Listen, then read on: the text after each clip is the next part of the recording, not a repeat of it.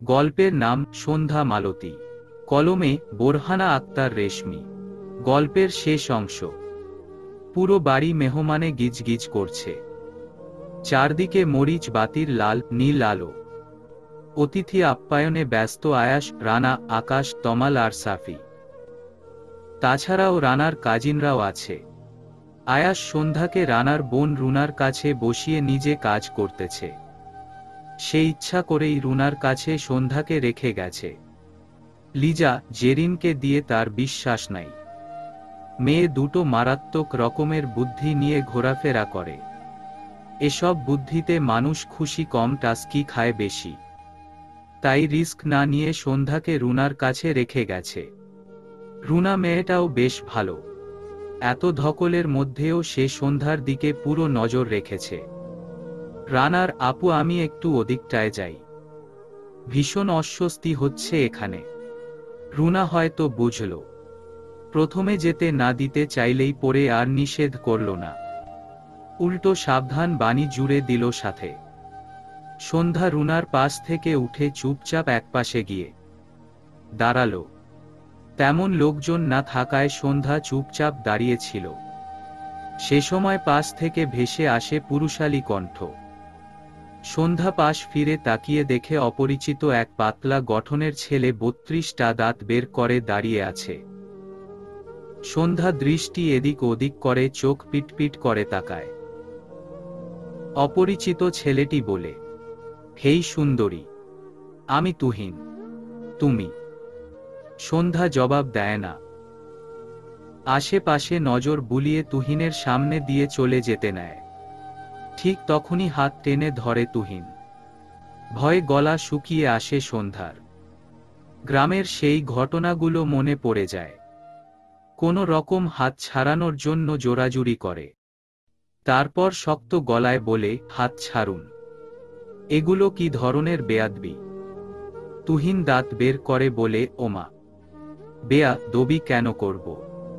আমি তো তোমার সাথে গল্প করতে আসলাম। সন্ধ্যা কিছু বলতে যাবে তার আগেই শান্ত গম্ভীর কণ্ঠ কানে আসে, শুধু ওর সাথে গল্প করলে চলবে? আমাদের সাথেও গল্প করো। তুহিন কণ্ঠ শুনেই ঝট করে হাত ছেড়ে দেয়। সন্ধ্যা পেছনে ঘুরে আয়াসকে দেখে দ্রুত পায়ে তার কাছে যায়। তুহিন ফাঁকা ঢোক গিলে হাসার চেষ্টা করে। বলে, আরে আয়াস ভাই, তুমি? আয়াস বাঁকা হাসে। সন্ধ্যার দিকে তাকিয়ে বলে, ওদিকে দেখো লিজা আর জেরিন আছে, ওদের কাছে যাও। সন্ধ্যা কথাটা শোনা মাত্রই হাঁটা লাগায়। আয়াস তুহিনের কাছে এসে কাঁধে হাত রেখে বলে, তোতলাচ্ছ কেন ভাই? তুমি তো সামান্য গল্পই করবে বলেছ, এতে তোতলানোর কি আছে বলো? আমিও তো গল্প করতেই আসলাম। তা কোন হাত দিয়ে যেন সন্ধ্যার হাত ধরেছ? তুহিন ভয় কাঁপতে থাকে। তার অজানা নয় আয়াস কি ধরনের মানুষ। আয়াসের রাগ সম্পর্কে তার যথেষ্ট ধারণা আছে। তুহিন বার ঢোক গিলতে থাকে। আয়াস হুট করেই তুহিনের ডান হাত মুচড়ে ধরে। ব্যথায় আর্তনাদ করে ওঠে তুহিন। আয়াস ঠান্ডা গলায় বলে, আমার জিনিসের দিকে কেউ তাকালে তার চোখও সহ্য হয় না আমার, আর তুই তো সরাসরি আমার সম্পত্তিতে হাত দিয়েছিস। কত বড় কলিজা রে তোর! সে সময় দৌড়ে আসে রানা। ব্যস্ত গলায় বলে, কি করছিস আয়াস? কি হয়েছে? আয়াস তুহিনের হাত ছেড়ে দেয়। রানার প্রশ্নের উত্তর না দিয়ে তুহিনের শার্টের ময়লা ঝাড়ার মতো করে বলে, সন্ধ্যার দিকে তাকালে তোর চোখ তুলে নিতেও আমি দুইবার ভাবব না। আর যদি হাত বাড়াস তোকে মাঝখান দিয়ে কেটে রেখে দিব। Mind it. আয়াসের ঠান্ডা গলার হুমকিতে কেঁপে ওঠে তুহিন। রানাও বেশ ভয় পায়। ভয় কিছু বলতে গিয়েও বলে না।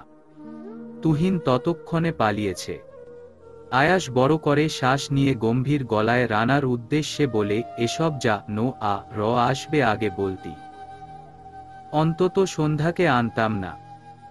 রানা কিছু বলতে গেলে আয়াস ফের বলে, সন্ধ্যাকে আনতে বলছিস, আনছি।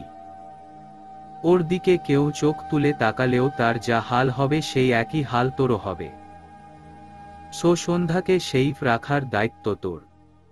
কি করবি না করবি তোর ব্যাপার। শীষ বাজাতে বাজাতে হাঁটা লাগায় আয়াস।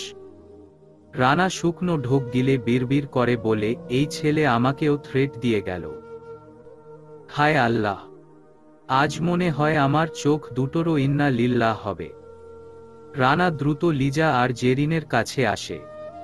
সেখানে সন্ধ্যাও আছে দেখে স্বস্তির শ্বাস ফেলে। তারপর লিজা আর জেরিনকে চাপা স্বরে বলে, বইন জীবনে প্রথমবারের মতো একটা হেল্প কর। সারা জীবন কৃতজ্ঞ থাকমু। লিজা ভ্রু কুঁচকে তাকিয়ে বলে, কি হেল্প লাগবো তোর? রানা খানিকটা অবাকি হয়। এত সহজে তো মানার মেয়ে এরা না। বিষয়টা হজম করতে কষ্ট হলেও হজম করে নেয়। তারপর বলে, একটু সন্ধ্যাকে এই অনুষ্ঠান বাড়ি থেকে সাবধানে রাখো। সন্ধ্যার দিকে কেউ তাকালেও আয়াস বলছে ওদের সাথে সাথে আমার অবস্থাও খারাপ করবে। লিজা আর জেরিন আগ্রহী দৃষ্টিতে তাকিয়ে তারপর আবার নিজেদের মতো দাঁড়ায়। হাই রানা কটমট দৃষ্টিতে তাকায়। তারপর বলে, এটুকু সাহায্যের জন্য ঘুষ নিবি তোরা? ছি, তোরা বান্ধবী নাকি শত্রু? লিজা আর জেরিন একসাথে বলে উঠে, শত্রু। রানা দাঁতে দাঁত চেপে আচ্ছা বলে চলে যায়। লিজা আর জেরিন হাইফাই করে হাসতে থাকে। তারপর সন্ধ্যার দিকে তাকিয়ে দেখে বেচারি সন্ধ্যা হা করে তাকিয়ে আছে। লিজা আর জেরিন আরও একদফা হেসে নেয়। তারপর সন্ধ্যাকে উদ্দেশ্য করে বলে, চলো ছাদে যাই। সন্ধ্যা প্রথমে মানা করলেও পরে রাজি হয়ে যায়। লিজা জেরিনকে চোখ দিয়ে কিছু ইশারা করলে জেরিনও আঙ্গুল দিয়ে ওকে বোঝায়। তারপর লিজা আর সন্ধ্যা ছাদের দিকে পা বাড়ায়। জেরিনকে না আসতে দেখে সন্ধ্যা বলে, জেরিন আপু কোথায় গেল? লিজা দাঁত বের করে বলে, ও একটু জুস আনতে গেছে। ওহ বলে দুজনে হাঁটতে শুরু করে। ছাদে দাঁড়ানোর কিছুক্ষণ পরই হাতে গ্লাস বোতল নিয়ে হাজির হয় জেরিন। লিজা ছাদে বসে সেসব নিয়ে। সন্ধ্যা আর জেরিনও বসে। সন্ধ্যা ভ্রু কুঁচকে তাকিয়ে বলে, এগুলো কি ধরনের জুস আপু? এগুলো একটু স্পেশাল বুঝলে। সন্ধ্যা শুধু ফ্যালফ্যাল করে দেখে গেল লিজা আর জেরিনের কাজ। গ্রামের মেয়ে হওয়ায় সে কখনোই দেখেনি এসব। লিজা একটা গ্লাস সন্ধ্যার দিকে এগিয়ে দিয়ে বলে, টেস্ট করো সন্ধ্যা। দারুণ মজার এগুলো। সন্ধ্যা একবার গ্লাসের দিকে তো একবার লিজার দিকে তাকায়। তারপর হেসে বলে, না হাপু, তোমরাই খাও, আমি খাবো না। এই কথা বললে তো শুনবো না। রানা যদি শোনে তোমার যত্ন করিনি আমরা, তাহলে ছাদ থেকে ফেলে দিবে। তুমি কি চাও অকালে আমাদের প্রাণ যাক? সন্ধ্যা মাথা দুদিকে নাড়ায়। জেরিন হেসে বলে, তাহলে এটা খাও। প্রথমে একটু খারাপ লাগবে, তারপর দেখবে দারুণ টেস্ট। তোমরা কখনো খেয়েছো?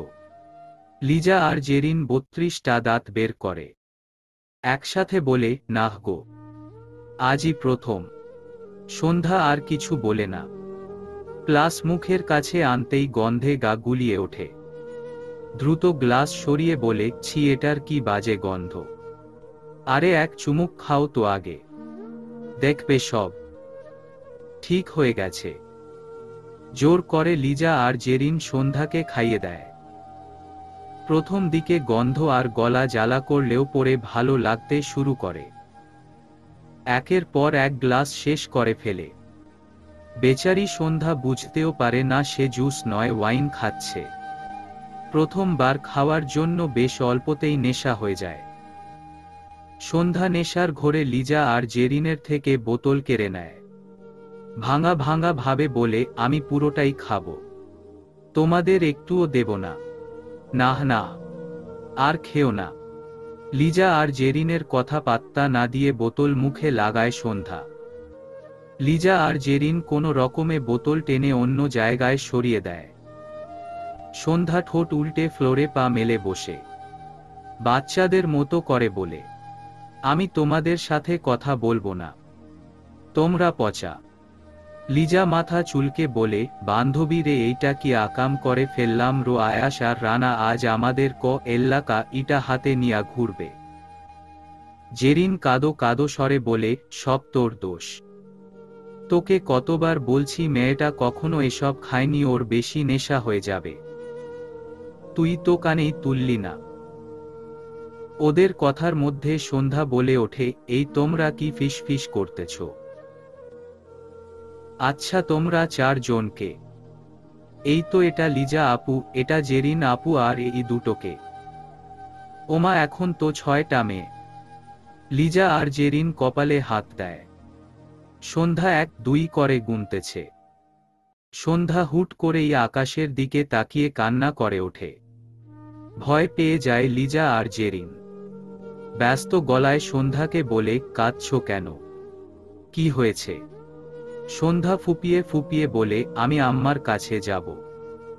আম্মা আমাকে একা ফেলে ওই আকাশের তারা হয়ে গেছে। আমি আম্মার কাছে যাব। লিজা আর জেরিনের কোনো কথাই শুনছে না সন্ধ্যা। বারবার বলছে আম্মার কাছে যাব।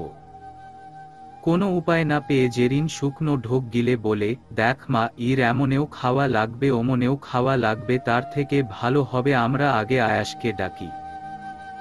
সন্ধ্যাকে ওই সামলাতে পারবে। লিজা উপায় না দেখে সায় দেয়। জেরিন উঠে দ্রুত আয়াসকে খুঁজে। আয়াস তখন রানার সাথে কথা বলতেছিল।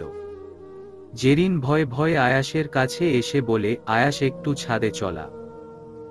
আয়াস ভ্রু কুঁচকে তাকায়। গম্ভীর কণ্ঠে বলে, ছাদে কেন যাব? কি হয়েছে? জেরিন আমতা আমতা করে বলে, আসলে সন্ধ্যা। আয়াস ব্যস্ত গলায় বলে, কি হয়েছে সন্ধ্যার? তুই আগে ছাদে চল। আয়াস আর দেরি করে না। ব্যস্ত পায়ে ছুটে যায় ছাদে। রানা আসতে চেয়েছিল, জেরিন আটকে দিয়েছে। আয়াস ছাদে এসে দেখে সন্ধ্যা বাচ্চাদের মতে কাঁদছে আর বলছে, আমি আম্মার কাছে যাব। আয়াস ভয় পেয়ে যায়। হঠাৎ সন্ধ্যার কি হলো? দ্রুত পায়ে সন্ধ্যার কাছে এসে হাঁটু মুড়িয়ে বসে সন্ধ্যাকে নিজের দিকে ফেরায়। লিজা আর জেরিন ভয়ে আয়াসের পেছনে দাঁড়িয়ে আছে। সন্ধ্যা আয়াসকে দেখেই ড্যাবড্যাব করে তাকিয়ে বলে, আপনি খুব পচা শহুরে ডাক্তার। আমি আপনার কাছে থাকব না। আমি আম্মার কাছে যাব। সন্ধ্যার মুখের গন্ধ আর কথার ধরনে ভ্রু কুঁচকে যায় আয়াসের। পেছনে তাকিয়ে দেখে লিজা আর জেরিন আহম্মকের মতো মুখ করে দাঁড়িয়ে আছে। আয়াস গম্ভীর গলায় বলে, কি খাইয়েছিস ওকে? লিজা শুকনো ঢোক গিলে বলে, আসলে আমরা আসলে নকলে বাদ দিয়ে যা জিজ্ঞেস করেছি তার আনসার দে। জেরিন কোনো রকমে বলে, আমাদের পরে বকিস। এখন ওকে সামলা প্লিজ। আয়াস ফোঁস করে শ্বাস ছাড়ে। আসলেই এদের মাথায় বুদ্ধি শুদ্ধি নাই। আয়াস সন্ধ্যার দিকে তাকিয়ে বলে, তোরা যা, আমি ওকে নিয়ে আসতেছি। তুই পারবি। আয়াস তীক্ষ্ণ দৃষ্টিতে তাকায় দুজনের দিকে। দুজনে ভয়ে 2 মিনিটেই হাওয়া হয়ে যায়। সন্ধ্যা এতক্ষণ আয়াসের পাঞ্জাবির কলার টানতেছিল। আয়াস কলার থেকে সন্ধ্যার হাত ছাড়িয়ে বলে, উঠো, বাড়ি যাব। সন্ধ্যা নাক মুখ কুঁচকে বলে, কিসের বাড়ি? কোথাকার বাড়ি? আমার তো বাড়িই নাই। আমার বাড়ি যাব। সন্ধ্যা ঠোঁট উল্টায়। আয়াসের বুকে আঙুল দিয়ে আঁকিবুকি করতে করতে বলে, আপনার বাড়ি যাব না। আপনি ভীষণ পচা। আমাকে একটুও ভালোবাসেন না। আয়াস কিছু বলে না। সন্ধ্যাকে টেনে দাঁড় করাই। সন্ধ্যা উঠতে নারাজ। সে কোনোমতেই উঠবে না। আয়াস জোর করে টেনে তোলার পর সন্ধ্যা আয়াসের ওপর ভর দিয়ে দাঁড়ায়। ড্রাঙ্ক হওয়ার জন্য ঠিক মতো দাঁড়াতেও পারছে না। সন্ধ্যা আয়াসের বক্ষে মাথা রেখে 2 হাতে আঁকড়ে ধরে। বিড়বিড় করে বলে, এই শহুরে ডাক্তার। আয়াস ছোট্ট করে হুপ বলে। সন্ধ্যা আয়াসকে শক্ত করে জড়িয়ে ধরে বলে, আমি আপনাকে ভালোবাসি শহুরে ডাক্তার। আপনি আমার হবেন। ভালোবাসবেন আমাকে। হার্টবিট বন্ধ হওয়ার উপক্রম আয়াসের। সন্ধ্যামালতির মুখে ভালোবাসি শুনে যেন শহুরে ডাক্তারের দম বন্ধ হওয়ার অবস্থা। গায়ের লোম দাঁড়িয়ে যায়। সন্ধ্যা মাথা তুলে তাকায় আয়াসের মুখের দিকে। তখনও সে আয়াসকে দুহাতে আঁকড়ে ধরে আছে। আয়াসের মুখের দিকে তাকিয়েই জড়ানো গলায় বলে, ভালোবাসবেন না। আয়াস শ্বাস আটকে মাথা নাড়ায়। সে ভালোবাসবে তার সন্ধ্যামালতিকে। সন্ধ্যা ফের জড়ানো গলায় বলে, আমাকে কেউ ভালোবাসে না। আর যারা ভালোবাসে তারা আমাকে একা করে দিয়ে আকাশের তারা হয়ে যায়। আপনি কখনো আমাকে একা করে দিয়ে হারিয়ে যাবেন না তো শহুরে ডাক্তার। আয়াস আগলে নেয় সন্ধ্যাকে। দুদিকে মাথা নাড়িয়ে বলে, না, আমি কখনোই তোমাকে একা করে হারাবো না। আমি আজীবন তোমার হয়ে তোমার সাথে থাকব সন্ধ্যামালতী। সন্ধ্যা হাসে। আয়াসের হাতের বেড়াজালে থেকে মাথা ঘুরিয়ে দু হাত মেলে বলে, আমার শহুরে ডাক্তার। শুধু আমার। হঠাৎ করেই মিয়ে যায় সন্ধ্যা। আয়াসের দিকে মাথা উঁচু করে তাকিয়ে ভাঙা গলায় বলে, আমার আব্বা যেমন করে আমার আম্মাকে ভালোবাসতো আপনি কখনোই আমাকে তার মতো করে ভালোবাসবেন না শহুরে ডাক্তার। আয়াস ভ্রু কুঁচকে তাকায়। বলে, কেন? তুমি তো তোমার বাবাকে অনেক ভালোবাসো তাহলে। সন্ধ্যা অদ্ভুতভাবে হাসে। চোখ থেকে গড়িয়ে পড়ে অশ্রু। ভাঙা ভাঙা ভাবে বলে, ভীষণ ঘৃণা করি আমি আমার আব্বাকে। ভীষণ রকম ঘৃণা। যাকে আমি পুরো পৃথিবীর থেকে বেশি ভালোবাসতাম ওই মানুষটাকেই আমি সব থেকে বেশি ঘৃণা করি। আয়াস অবাকের সপ্তম পর্যায়। মাথা যেন ঘুরিয়ে আসে। কি এমন হলো যার জন্য সন্ধ্যা তার বাবাকে এত ঘৃণা করে? সন্ধ্যা তো ওর বাবাকে ভীষণ ভালোবাসতো, তাহলে হঠাৎ কি হলো? কি হয়েছিল সন্ধ্যার বাবা আর মায়ের?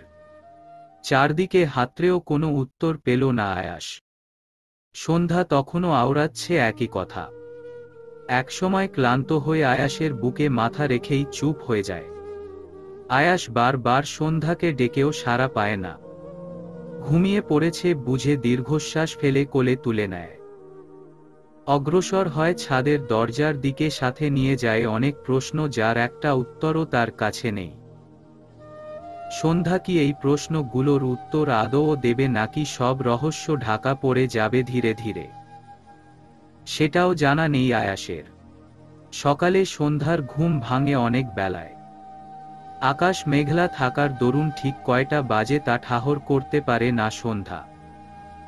প্রচণ্ড মাথা ব্যথায় চোখ ঝাপসা হয়ে আসে। কোনো রকমে উঠে বসে কিছুক্ষণ ঝিম মেরে বসে থাকে। তারপর ধীরে উঠে ওয়াশরুমে গিয়ে ফ্রেশ হয়ে নেয়। কাল রাতের কোনো কথায় মনে পড়ছে না। বাড়ি কখন এসেছে, কিভাবে এসেছে কিছুই মনে নেই। সন্ধ্যা আয়নাতে নিজের অবয়ব দেখে খানিকটা অবাকই হয়। সে শাড়ি কখন পাল্টালো? কনফিউজড হয়ে থম মেরে বসে থাকে।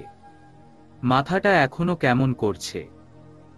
কোনোরকম আগে উঠে নিচে হাঁটা লাগায়। আফরা লিভিং রুমে বসে তখন টিভি দেখছে। সন্ধ্যাকে আসতে দেখে মৃদু হাসে। হাসি মুখেই বলে, শুভ সকাল। এতক্ষণে উঠলি? কিচেনে যা, গিয়ে দেখ লেবুর শরবত রাখা আছে, ওটা খেয়ে নাস্তা করে নে।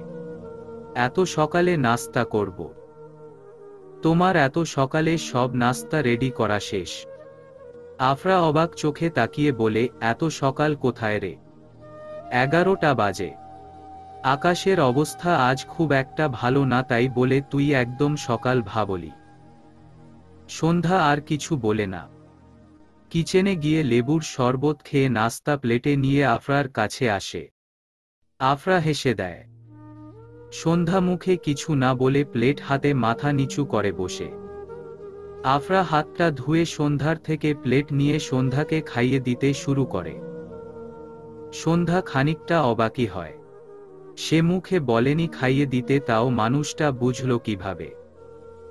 আবার বিরক্ত না হয়ে হাসি মুখে খাইয়ে দিচ্ছে। আচ্ছা, মানুষ এত ভালোও হয়?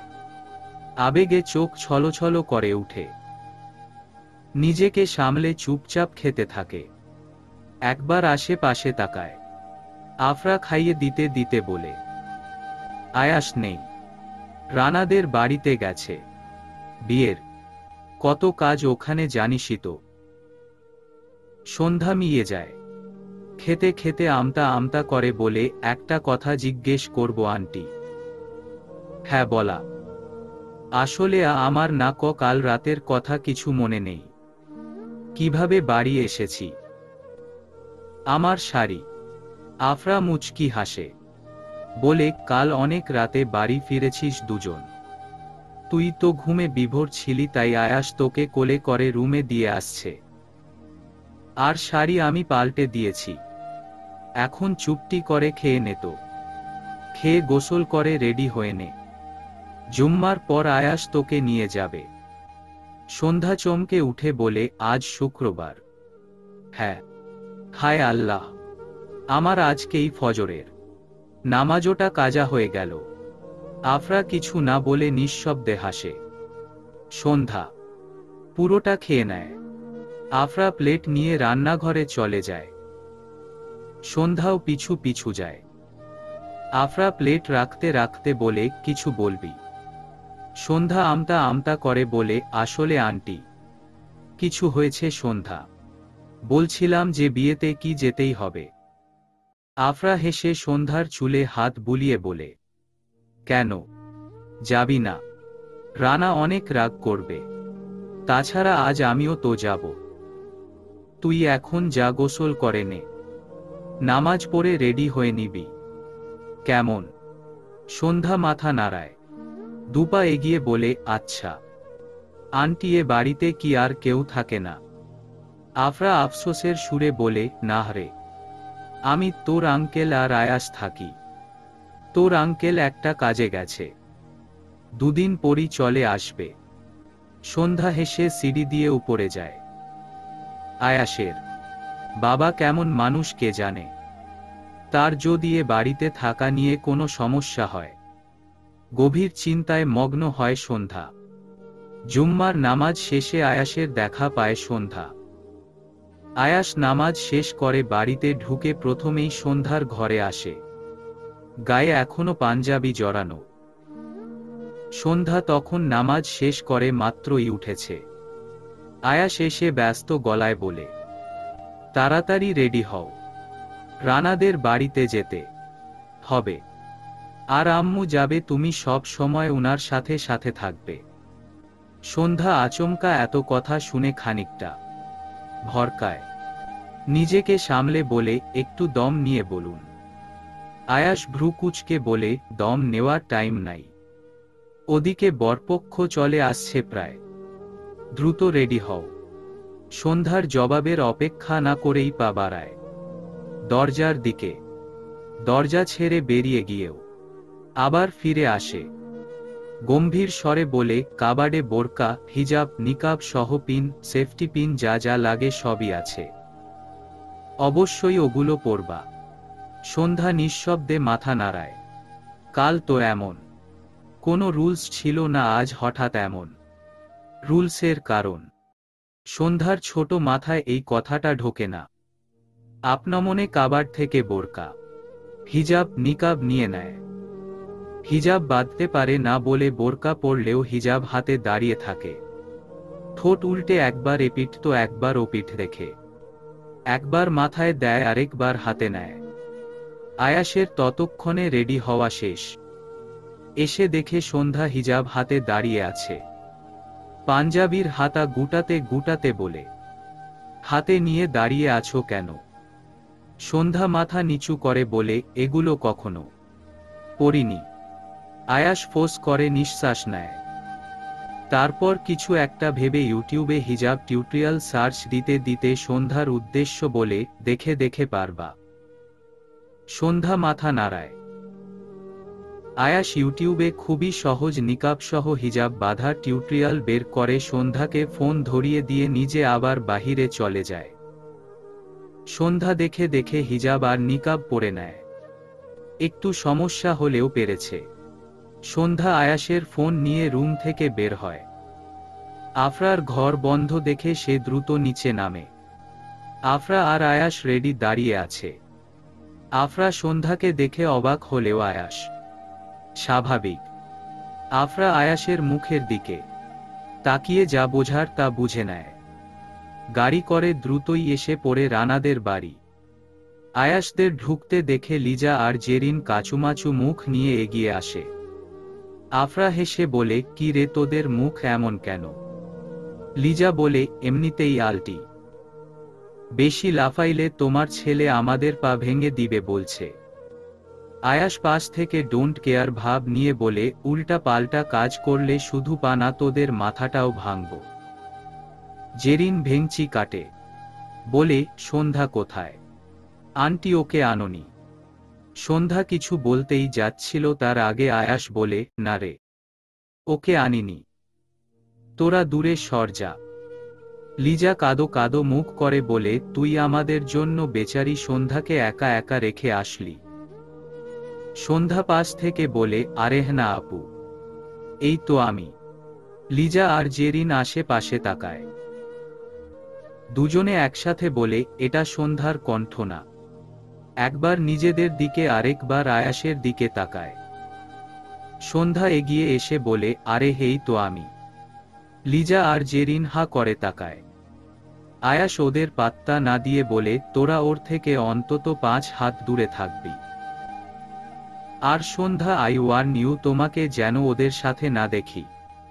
সবসময় আম্মুর সাথে থাকবা। আমি গেলাম। কথাটুকু শেষ করেই আয়াস হাঁটা লাগায়। লিজা আর জেরিন আহম্মকের মতো তাকিয়ে থাকে। আফরা শব্দ করে হেসে দেয়।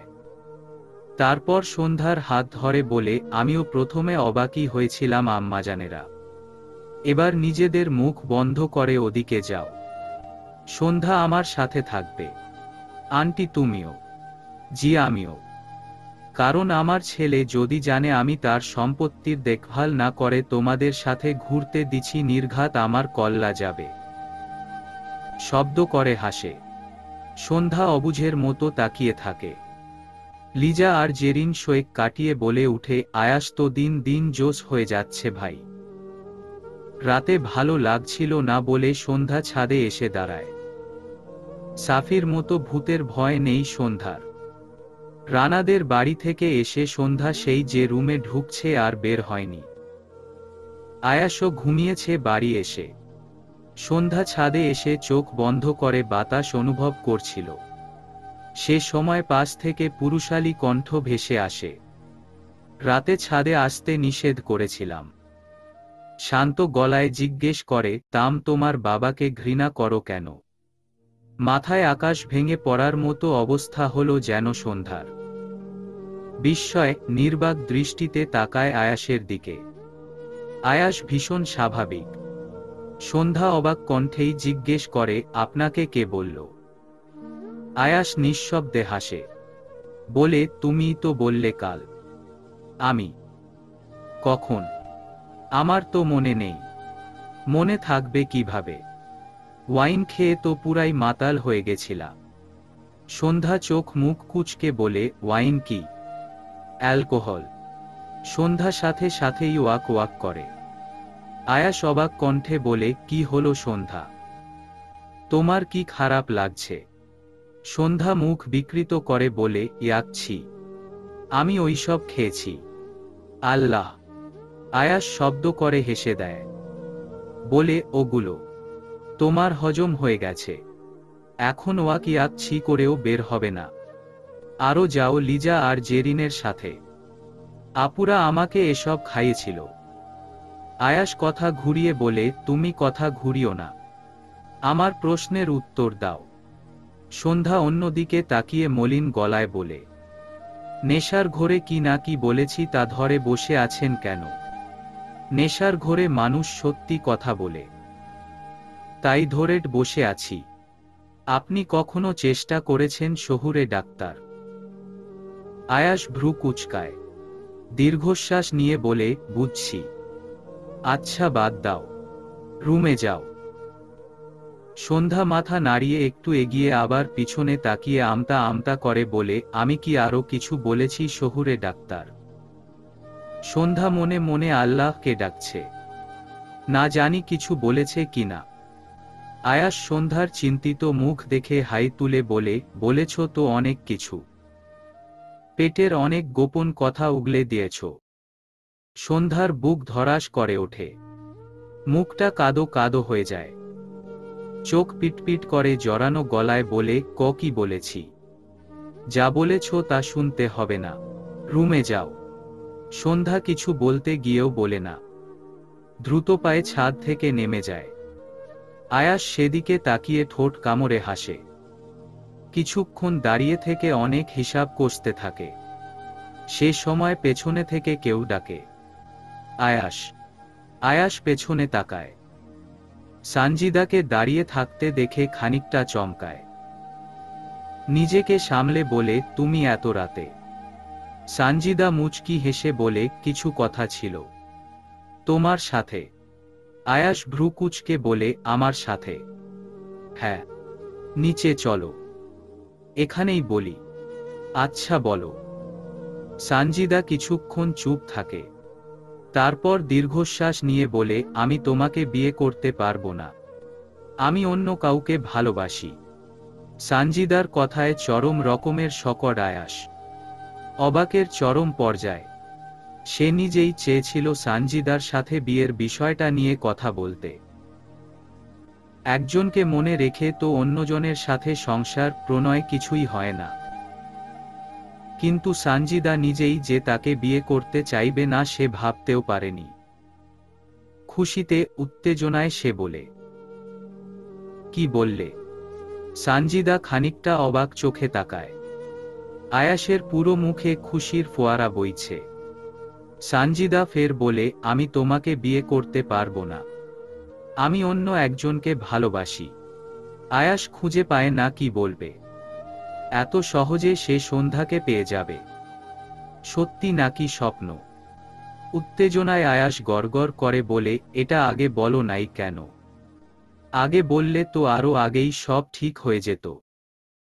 সানজিদা মাথা নিচু করে বলে, দেখো আমি জানি তোমার বিয়ে ভালোবাসা এগুলোতে ইন্টারেস্ট নাই, তবুও আম্মুর জন্য আমাকে বিয়ে করতে রাজি হয়েছিলে। আমি ভয়ে তোমাকে কিছু বলতে পারিনি।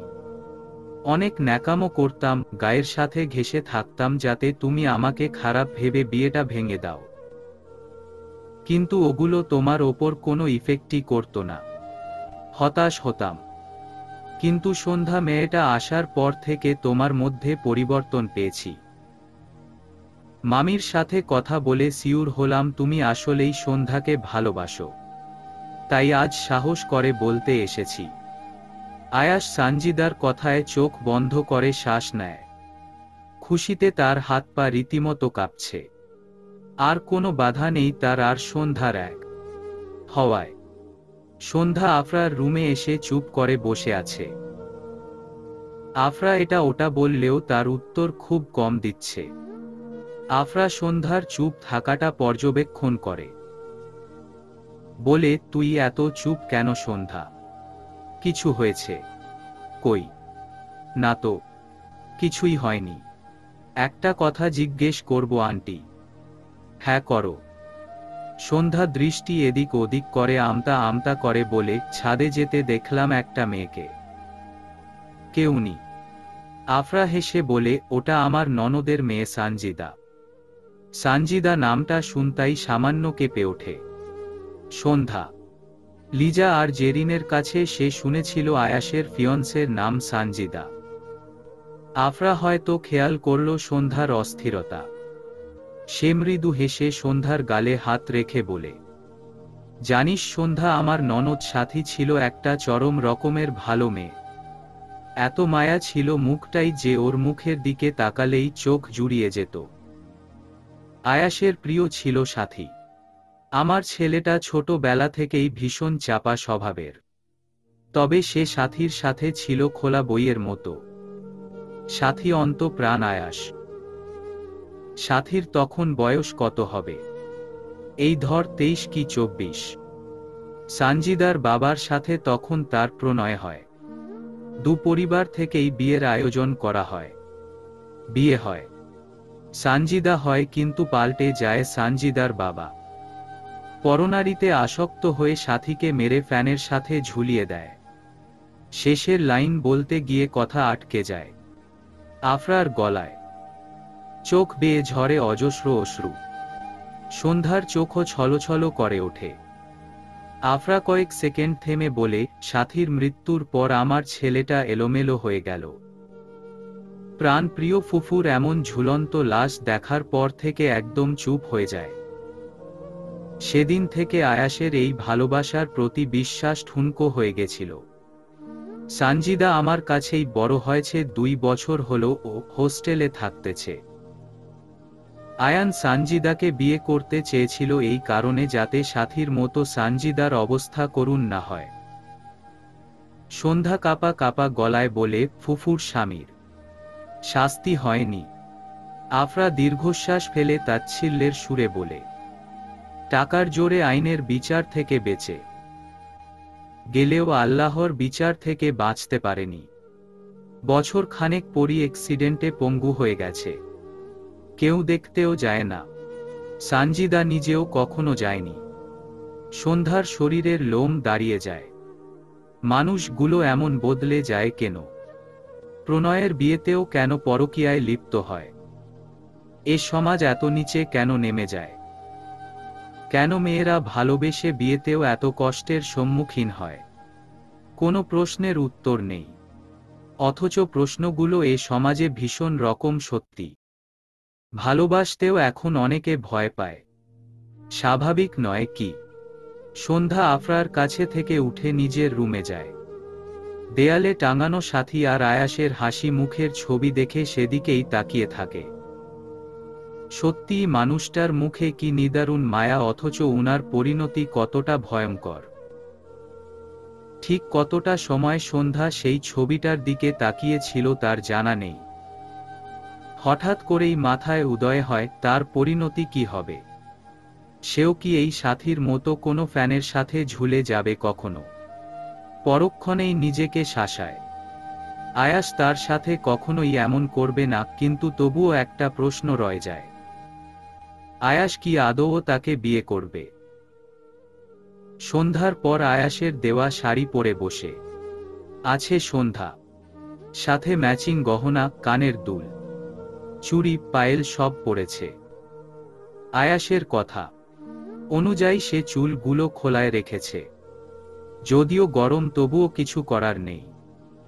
সকালে সন্ধ্যা সোফায় বসে টিভি দেখছিল, সে সময় আয়াস একটা প্যাকেট হাতে নিয়ে তার কাছে আসে আর বলে, এগুলো পরে রেডি হয়ে থাকবা সন্ধ্যার পর। আমি এসে নিয়ে যাব। আর হ্যাঁ, চুলগুলো খোলা রাখবে। ব্যাস শেষা। সন্ধ্যাকে কিছু বলার সুযোগ না দিয়েই সে চলে যায়। সন্ধ্যা গাল ফুলায়। একবার ভাবে এসব কিছুই সে পড়বে না, আবার ভাবে আয়াস যদি রেগে যায়। দমনা করতে করতে শেষমেশ তৈরি হয়ে বসে থাকে। সন্ধ্যার ভাবনার মাঝেই আফরা এসে দরজায় নক করে। সন্ধ্যা দরজা খুলে দিতেই আফরা হা করে তাকায়। অবাক চোখে বলে, মাশাল্লাহ, কি সুন্দর লাগছে রে তোকে। কারো নজর না লাগে। সন্ধ্যা লাজুক হাসে। আফরা হেসে বলে, জলদি নিচে যা। আয়াস দাঁড়িয়ে আছে। সন্ধ্যা মাথা নাড়ায়। লজ্জায় মিয়ে যায়। মাথা নিচু করেই এক প্রকার ছুটে রুম থেকে বের হয়। পেছনে থেকে আফরা জোরে বলে, আস্তে যা, পড়ে যাবি তো। আর সাবধানে যাবি, সাবধানে ফিরবি। সন্ধ্যা হেসে পেছনে তাকায়। তারপর ধীরে ধীরে নিচে নামে। আয়াস তখন গাড়িতে হেলান দিয়ে ফোন টিপছে। সন্ধ্যা দূর থেকে একবার আয়াসের দিকে তাকিয়ে আবার নিজের দিকে তাকায়। দুজনেরই ডার্ক ব্লু কালার শাড়ি আর পাঞ্জাবি। সন্ধ্যার শাড়িতে একদম হালকা কাজ, ঠিক তেমনি আয়াসের পাঞ্জাবিতেও হালকা কাজ করা। সন্ধ্যা চাপা হাসে। এগিয়ে যায় আয়াসের কাছে। আয়াস সন্ধ্যার উপস্থিতি টের পেতেই দরজা খুলে দেয়, কিন্তু সন্ধ্যার দিকে তাকায় না। সন্ধ্যা খানিকটা ভ্রু কুঁচকায়। তারপর নিজেকে সামলে বসে পড়ে। আয়াসও ঘুরে এসে বসে। কোনোমতেই সে সন্ধ্যামালতির দিকে তাকাবে না। এ মেয়ে ভয়ঙ্কর। আয়াস বেচারা না তাকিয়েও থাকতে পারছে না, আবার তাকাতেও পারছে না। নিজেকে সামলে কোনো মতে গাড়ি স্টার্ট দেয়। সন্ধ্যা মৃদু কণ্ঠে বলে, আমরা কোথায় যাচ্ছি? আয়াস উত্তর দেয় না। সন্ধ্যার রাগ হয়। রাগে মুখ অন্যদিকে ঘুরিয়ে বসে থাকে। আয়াস একবার আর চোখে সেদিকে তাকিয়ে আবার গাড়ি ড্রাইভে মন দেয়। গাড়ি এসে থামে একটা শুনশান রাস্তায়। আশেপাশে কোনো জনমানবের ছায়াও নেই। সন্ধ্যা এমন অন্ধকার শুনশান জায়গা দেখে ভয় পায়। ঢোক গিলে বলে, এটা কোন জায়গা শহুরে ডাক্তার? আয়াস গম্ভীর স্বরে বলে, নামো।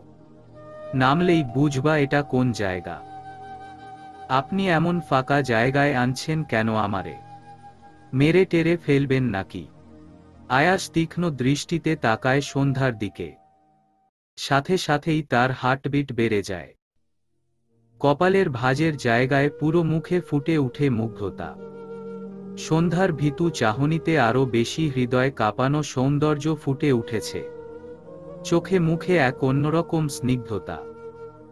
আয়াস বিড়বিড় করে বলে, আসলেই তুমি এক স্নিগ্ধ সন্ধ্যাবেলার সন্ধ্যামালতী।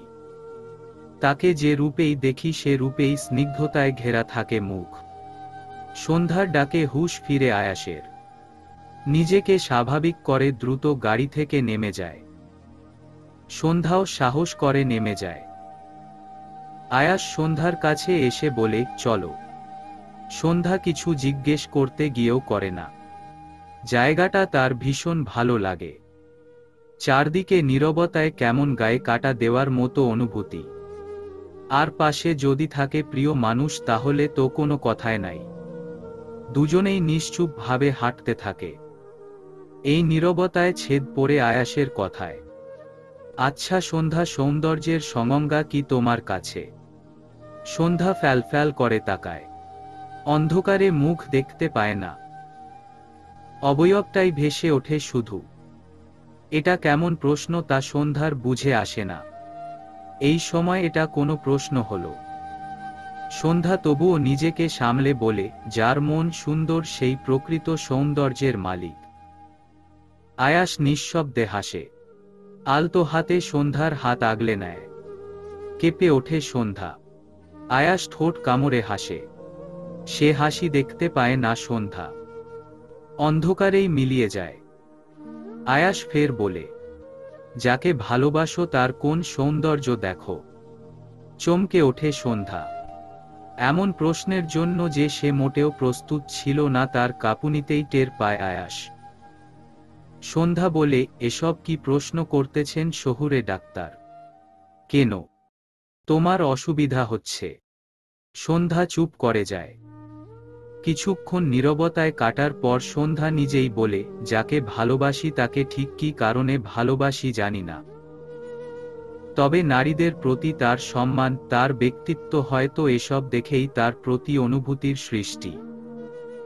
আর ভালোবাসার মানুষকে একটু বেশি সুন্দর লাগে, হোক সে সুন্দর বা অসুন্দর।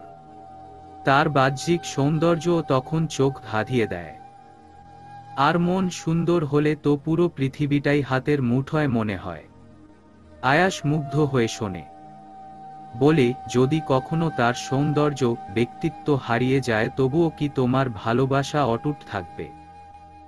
নাকি ফিকে পড়ে যাবে? সন্ধ্যা মৃদু হাসে, ভালোবাসা কি কমার বস্তু নাকি? যদি আবেগ হয় তাহলে কমে যাবে। কিন্তু যদি ভালোবাসা হয় তবে তা সময়ের ব্যবধানে বাড়বে কিন্তু কমবে না। তাছাড়া মানুষের বাহ্যিক সৌন্দর্য, ব্যক্তিত্ব আজীবন থাকে না। একসময় ঠিকই তা হারিয়ে যায়। সন্ধ্যা কথা শেষ করার সাথে সাথেই আয়াস সন্ধ্যার হাত ছেড়ে দেয়। আয়াসের কোনো সারা শব্দও কানে আসে না সন্ধ্যার। ভীত গলায় ডাকতে থাকে, শহুরে ডাক্তার। কোথায় আপনি? আছেন তো আপনি? উত্তর আসে না আয়াসের। সন্ধ্যা আয়াসের অবয়ব টের পায় না। ভয়ে গলা শুকিয়ে আসে। দুপা এগোয় আর আয়াসকে ডাকতে থাকে। একসময় হুট করেই কেঁদে ওঠে সন্ধ্যা। সাথে সাথেই পুরো জায়গাটা আলোয় পরিপূর্ণ হয়ে যায়। সন্ধ্যা চমকে তাকায়, ফ্যালফ্যাল করে পুরো ডেকোরেট দেখতে থাকে। সরু রাস্তার দুপাশে সুন্দর করে গেট সাজানো, পুরোটা লাইটিং করা, দারুণ লাগছে। কিন্তু এত কিছুর মধ্যেও আয়াসের খোঁজ পায় না। আবারও ডাকতে ডাকতে দুপা দুপা করে এগোয়। একটা জায়গায় গিয়ে দেখে সেখানে গোলাপের পাপড়ি দিয়ে লাভ সাজানো, তার ওপর একটা চিরকুট। সন্ধ্যা নিচু হয়ে চিরকুট তোলে। সেখানে লিখা, ভালোবাসার এক বিশাল রাজ্যে স্বাগতম সন্ধ্যামালতী। সন্ধ্যা গোলাপের পাপড়ি ছুঁয়ে দেয়, তারপর উঠে আবারও এগোয়। একটু দূরে দেখতে পায় অনেকগুলো সন্ধ্যামালতী একসাথে রাখা। সন্ধ্যা সেখানে ছুটে যায়। সন্ধ্যামালতী ছুঁয়ে দেখে, একগাল হেসে আরও একটু এগোয়। রাস্তা শেষ করে একটা বিশাল মাঠে পা রাখে সন্ধ্যা। পুরো মাঠটা অন্ধকারে মোড়ানো। সন্ধ্যা কয়েকবার ডাকে আয়াসকে, ডাকতে ডাকতেই এসে পড়ে মাঠের মাঝখানে। পায়ের সাথে কিছু বেঁধে গেলে নিচের দিকে তাকাতেই লাইট অন হয়ে যায়। গোলাপের অনেকগুলো পাপড়ি ওপর থেকে পড়ছে। সামনে তাকাতেই আরও একবার হতভম্ব হয় সন্ধ্যা। আয়াস হাঁটু মুড়ে বসে সন্ধ্যামালতী ফুল হাতে হাসি মুখে তাকিয়ে আছে। সন্ধ্যা ফ্যালফ্যাল করে তাকায়। আয়াস গলা পরিষ্কার করে বলে, এই যে মিস সন্ধ্যাবেলার সন্ধ্যামালতী, আপনি কি আমার মিসেস হবেন? আমার এসব ভালোবাসা, বিয়ে এগুলোতে ছিল ভীষণ রকম তিক্ত অনুভূতি। কিন্তু আপনার সাথে পরিচয় হওয়ার পর থেকে এই তিক্ত অনুভূতি একটা মিষ্টি অনুভূতিতে বদলে গেছে। আপনাকে ছাড়া আমি নিজের অস্তিত্ব টের পাই না। কবে এত মিশে গেলেন আমাতে। আপনার শহুরে ডাক্তার ডাকটা আমার হৃদয় কাঁপিয়ে তোলে। আপনি কি কান পেতে শুনবেন সেই কাঁপা কাঁপা শব্দগুলো? আপনি কি আমার হৃদয়ে দোলানো অনুভূতি প্রখর হওয়ার কারণ হবেন? আমার ভালোবাসায় নিজেকে রাঙাবেন, ভালোবাসবেন আমাকে, বিয়ে করবেন আমাকে। সন্ধ্যা উত্তেজনায় আনন্দে কেঁদে ফেলে। দুহাতে মুখ চেপে শব্দ করে কেঁদে মাথা নাড়ায়। আয়াস চোখ দিয়ে ইশারা করে ফুলগুলো নিতে। সন্ধ্যা ফুলগুলো নিতেই হাত টেনে ধরে আয়াস। পকেট থেকে একটা রিং বের করে বলে, উইল ইউ ম্যারি মি সন্ধ্যামালতী? সন্ধ্যা হুট করেই হাঁটু মুড়িয়ে বসে আয়াসকে জড়িয়ে ধরে। কাঁদতে থাকে হিচকি তুলে। আয়াস বোঝে এ অশ্রুর কারণ, তাই তো বাধা দেয় না। প্রশান্তি নিয়ে হেসে আঁকড়ে ধরে তার সন্ধ্যামালতীকে। অনেকটা সময় কাটে এভাবেই। আর কতক্ষণ তোরা জোড়ায় ধরে থাকবি? এবার তো ছাড়। আর সন্ধ্যারে রিং পরা। কথাগুলো কানে আসতেই ঝটকা মেরে সরে যায় আয়াস। সন্ধ্যা আয়াস হতভম্ব দৃষ্টিতে তাকায় তার বন্ধু মহলের দিকে। আয়াসকে তাকাতে দেখে রানা, আকাশ, তমাল, লিজা, জেরিন, সাফি সবাই দাঁত কেলিয়ে হাসে। ওদিকে সন্ধ্যার তো লজ্জায় মরি মরি অবস্থা। গাল দুটো রক্তিম আভা ধারণ করেছে। আয়াস অবাক কণ্ঠে বলে, তোরা এখানে? রানা দাঁত কেলিয়ে বলে, আয়াস, সন্ধ্যা যেখানে রানাবাহিনীরাও সেখানে। সবাই হই হই করে ওঠে। আয়াস কান চেপে ধরে বলে, থামো সবগুলা। তোরা আমারে শান্তি দিবি না তাই না? কাবাব মে হাড্ডি হওয়ার জন্য সব জায়গায় চইলা আসবি। লিজা ভেঙচি কেটে বলে, বন্ধুরা থাকেই শান্তি কেড়ে নিয়ে অশান্তির মুখ দেখানোর জন্য। বাই দা ওয়ে, কাবাবে হাড্ডি না থাকলে কি জমে বলো? জি জন্মে। কারণ মানুষ হাড্ডি ফেলেই দেয়। সবাই হতাশ দৃষ্টিতে তাকায়। আকাশ বলে, তুই তো আর আমাদের ফেলতে পারবি না। এবার কথা কম কইয়া সন্ধ্যারে রিং পরা। সবাই গোল হয়ে দাঁড়ায়। লিজা সন্ধ্যাকে আয়াসের সামনাসামনি করে দাঁড় করাই। সন্ধ্যা তখনও লজ্জায় মাথা নিচু করে আছে। জেরিন হাসতে হাসতে বলে, দোস্ত, এ তো লজ্জাবতী লাজুক লতা। সন্ধ্যা, তোমার নাম সন্ধ্যামালতী না হয়ে লাজুক লতা হলে ভালো হতো। সবাই হেসে ওঠে। আয়াস সন্ধ্যাকে রিং পরায়। রানা বায়না ধরে বলে, এখন আমাগো ট্রিট দে। আয়াস ভ্রু কুচকে বলে, তোদের কেন ট্রিট? দিব। ওমা, তোদের দুইটারে মিলানোর পরিকল্পনা তো প্রথমে আমরাই করছি নাকি? আমাদের বুদ্ধির জন্যই তো আজ এত কিছু।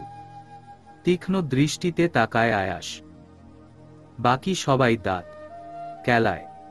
আকাশ বলে, দোস্ত বিয়ে করবি কবে? এই মাসেই। তমাল গালে হাত দিয়ে অবাক হওয়ার মতো চোখ বড় বড় করে বলে, ওহ রে বাবা, এত তাড়াতাড়ি? আয়াস ডোন্ট কেয়ার ভাব নিয়ে বলে, হ্যাঁ, এত তাড়াতাড়িই করব। সন্ধ্যাকে দিয়ে বিশ্বাস নাই, দেখা গেল কোথা থেকে কে এসে ওকে নিয়ে হাওয়া হয়ে যাবে, তখন আমার দেবদাস হতে হবে। So no risk. সবাই মুখ টিপে হাসে। জেরিন আর লিজা পাশ থেকে সন্ধ্যাকে পচাচ্ছে। আয়াস সন্ধ্যার হাত টেনে নিজের কাছে এনে বলে, তোরা এবার যা। আকাশ ভেঙচি কেটে বলে, ছেলের তরস হয় না। হ্যাঁ জানোসই তো, এবার ভাগ হারামিরা। লিজা আর জেরিন দুই পাশ থেকে সন্ধ্যাকে টেনে নিজদের কাছে এনে বলে, এখন কোনো টাইম স্পেন্ড হচ্ছে না। যা হওয়ার তা বিয়ের পর হবে। আয়াস হতাশ দৃষ্টিতে তাকায়। তারপর সন্ধ্যাকে বলে, কাল আমরা গ্রামে যাব। সন্ধ্যা অবাক চোখে তাকিয়ে বলে, কেন? আয়াস বাঁকা হেসে বলে, তোমার কাগজপত্র আনবো আর গ্রামের রহস্য সমাধান করে আসব। সন্ধ্যা আর আয়াস আজ গ্রামে এসেছে। এতগুলো দিন পর নিজের গ্রামকে দেখে আবেগী হয়ে পড়ে সন্ধ্যা। সাথে ভেসে ওঠে অনেক তিক্ত স্মৃতি। মা আর দাদার নিথর দেহগুলো চোখের সামনে জ্বলজ্বল করে ওঠে। চোখ দুটো মুহূর্তেই ছলছল করে। আয়াস হয়তো সন্ধ্যার অনুভূতিগুলো বোঝে, তাই তো শক্ত করে আঁকড়ে ধরে সন্ধ্যার হাত। সন্ধ্যা নিজেকে সামলে নেয়। আয়াস আর সন্ধ্যা প্রথমে সন্ধ্যার বাড়ির দিকে রওনা দেয়। গ্রামের কম বেশি মানুষ আয়াস সন্ধ্যাকে একসাথে দেখে খানিকটা অবাকই হয়। অনেকে কানাকানি করে, আবার অনেকে এসে কুশল বিনিময় করে। সন্ধ্যাদের বাড়িতে এসে সন্ধ্যা ঘরের তালা দেখে খানিকটা মাথা চুলকায়। আয়াস বলে, তোমার কাছে তো মনে হয় চাবি নাই। সন্ধ্যা দুদিকে মাথা নাড়ায়। সে সময় দৌড়ে আসে বকুল আর বাদল। বকুল এসেই কাঁদতে কাঁদতে সন্ধ্যাকে জড়িয়ে ধরে। বাদল অসহায় দৃষ্টিতে তাকায়। সন্ধ্যা কি বলবে বুঝতে পারে না। এক হাত দিয়ে বকুলকে আঁকড়ে ধরে। বকুল কাঁদতে কাঁদতে বলে, তুই কোথায় চলে গেছিলি সন্ধ্যা? তোকে আমরা কত খুঁজেছি, কোথাও পাইনি। মা তো কাঁদতে কাঁদতে অসুস্থ হয়ে গেছিল। সন্ধ্যা কিছু বলতে গিয়েও বলে না। বকুল সন্ধ্যাকে ছেড়ে দেয়। বাদল আর বকুল তখনও আয়াসকে খেয়াল করেনি। তারা আছে সন্ধ্যাকে নিয়ে। বাদল বলে, কোথায় চলে গেছিলি? আর আমাদের একবার জানাসনি কেন? সন্ধ্যা মাথা নিচু করে নেয়। পেছনে থেকে আয়াস বলে, সন্ধ্যা আমাদের বাড়িতে ছিল। কথাটা কানে আসতেই বাদল আর বকুল একবার আয়াসের দিকে আরেকবার সন্ধ্যার দিকে তাকায়। অবাক কণ্ঠে বাদল বলে, আপনি এখানে? আয়াস হেসে এগিয়ে আসে। বলে, অনেক দূর জার্নি করে আসছি, আগে একটু ফ্রেশ হয়ে নেই, তারপর না হয় বলি পুরোটা। বাদল বোকার মতো তাকিয়ে থেকে মাথা নাড়ায়। তারপর গম্ভীর স্বরে বলে, সন্ধ্যা, উনাকে নিয়ে আমাদের বাড়ি চল। এ বাড়িতে এমনিও থাকতে পারবি না, অনেক ধুলোবালি জমে গেছে। সন্ধ্যা মাথা নাড়ায়। আয়াস আর বাদল সামনে হাঁটতে থাকে, পেছনে পেছনে বকুল আর সন্ধ্যা আসে। বকুল নিজের অবাকতা কাটিয়েই উঠতে পারেনি। তখনও ফ্যালফ্যাল করে তাকিয়ে আছে। সন্ধ্যা বকুলের পেটে গুঁতো দিয়ে বলে, মুখ বন্ধ কর, পরে তো সব শুনতেই পারবি। বকুল অভিমানে গাল ফুলায়। সন্ধ্যা নিঃশব্দে হাসে। বকুলদের বাড়ি পা রাখার সাথে সাথেই ছুটে আসে বকুলের মা। সন্ধ্যাকে জড়িয়ে ধরে, সেও কাঁদতে থাকে। সাথে তো এত এত অভিযোগ রয়েছেই। সন্ধ্যার হঠাৎই ভীষণ অপরাধ বোধ হয়। এতগুলো মানুষকে সে কষ্ট দিয়েছে, অথচ মানুষগুলো তাকে কত ভালোবাসে। আয়াস মুগ্ধ দৃষ্টিতে দেখে বকুলের মায়ের যত্ন। সন্ধ্যা মেয়েটাই এমন না, ভালোবেসে থাকা যায় না, অথচ এই মেয়েটাই পৃথিবীতে কত দুঃখ পেয়েছে। বাদল নিজের ঘরে আয়াসকে নিয়ে যায়। আয়াস ব্যাগ থেকে কাপড় বের করতে করতে বাদলকে বলে, গোসল কোথায় করব?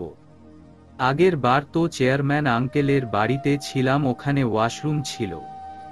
এখন বাদল বেশ ভদ্রতার সাথে বলে, আমাদের বাড়িতে তো শহরের ওয়াশরুম নেই, তবে কলপার আছে, চারদিক দিয়ে ঘেরা আছে, আপনি নিশ্চিন্তে গোসল করতে পারেন, আসুন। আয়াস মাথা নাড়িয়ে বাদলের সাথেই কলপার যায়। বাদল নিজেই পানি তুলে দেয় বালতিতে, মগ দিয়ে সে কলপারের বাহিরে দাঁড়িয়ে থাকে। আয়াস কিছুক্ষণ ভাবে, তারপর নিজের মতো গোসল করে নেয়। আয়াসের গোসল শেষে সন্ধ্যাও গোসল করে।